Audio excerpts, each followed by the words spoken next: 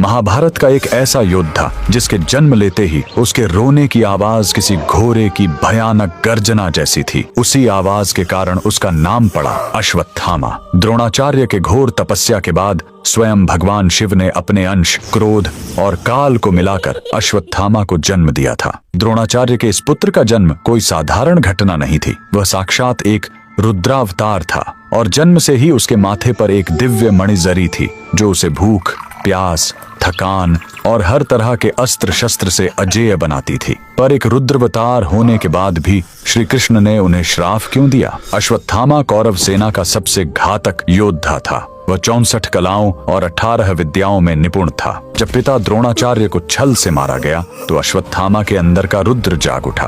उसने पांडवों पर नारायणास्त्र छोड़ना आरंभ किया। यह एक ऐसा अस्त्र था जिसका कोई तौर नहीं। जो जितना विरोध करता वह अस्त्र उसे उतनी ही बेरहमी से भस्म कर देता। स्वयं भगवान कृष्ण को भी पांडवों से अपने हथियार डालकर इस अस्त्र के सामने झुकने को कहना पड़ा था। लेकिन एक रुद्रावतार एक राक्षस कैसे बन गया? पिता द्रोणाचार्य की मौत के प्रतिशोध ने उसे अंधा कर दिया था। उसने महाभारत का सबसे नीच कर्म किया। सौप्तिक पर्व की उस काली रात में उसने सोते हुए द्रौपदी के 5 मासूम बेटों का बेरहमी से कत्ल कर दिया। और पाप की सीमा तो तब पार हो गई जब पांडवों के वंश को मिटाने के लिए उसने अभिमन्यु की पत्नी उत्तरा के गर्भ में पल रहे अजन्मे बच्चे पर ब्रह्मास्त्र चला दिया।